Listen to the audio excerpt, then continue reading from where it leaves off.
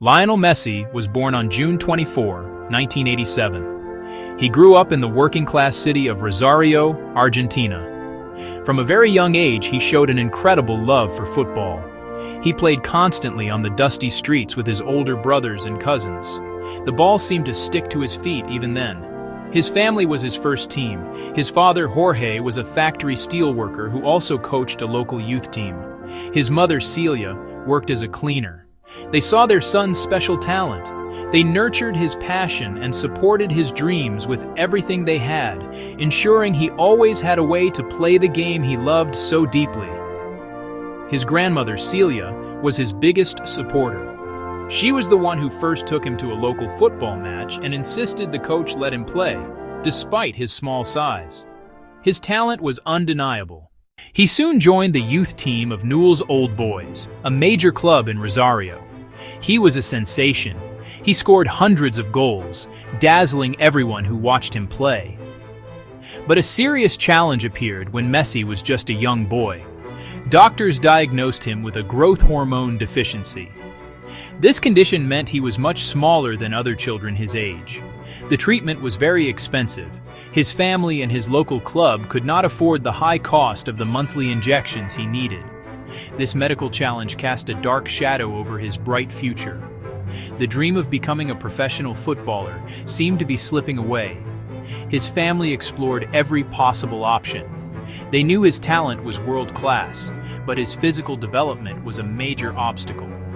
The answer to their prayers came from across the Atlantic Ocean.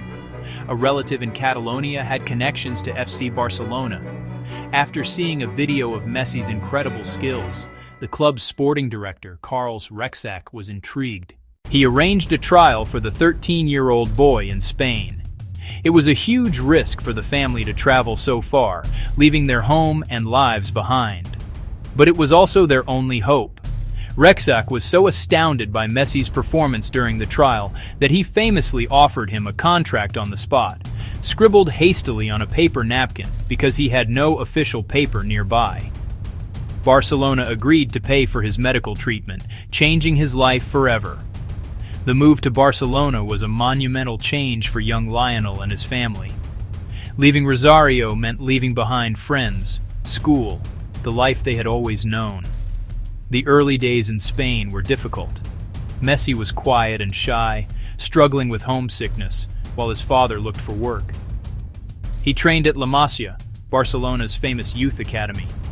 He was surrounded by other talented young players, but he was the smallest of them all. Some teammates initially doubted him because of his size. Any doubts disappeared the moment he stepped onto the pitch. His balance, his speed, his control of the ball. On October 16, 2004, at the age of just 17, Messi made his official first-team debut for FC Barcelona. From the mid-2000s onward, Lionel Messi became the undisputed heart of FC Barcelona. Under the guidance of coach Pep Guardiola, he was the centerpiece of what many consider the greatest club team in history. The team played a mesmerizing style called tiki-taka, based on short passing and constant movement. Messi, playing as a false nine, thrived in this system. Alongside Xavi Hernandez and Andres Iniesta, he led Barcelona to unprecedented success. La Liga titles, Champions Leagues, Copa del Rey's, Super Cups, and became the club's all-time leading goal scorer. His individual brilliance was recognized with the Ballon d'Or, 4 in a row from 2009 to 2012, and eventually 8 by 2023. Magical moments define this era. Solo runs, 4-goal masterclasses, last-minute winners, and perfectly placed free kicks. While Messi achieved unparalleled success with Barcelona, his journey with Argentina was filled with struggle and immense pressure, the weight of a nation's hope. Comparisons to Diego Maradona were constant. In 2014, Argentina lost the World Cup final 1-0 to Germany in extra time. He received the golden ball, but it felt hollow. Final defeats in 2015 and 2016 to Chile on penalties led to his brief retirement. For me, the national team is over.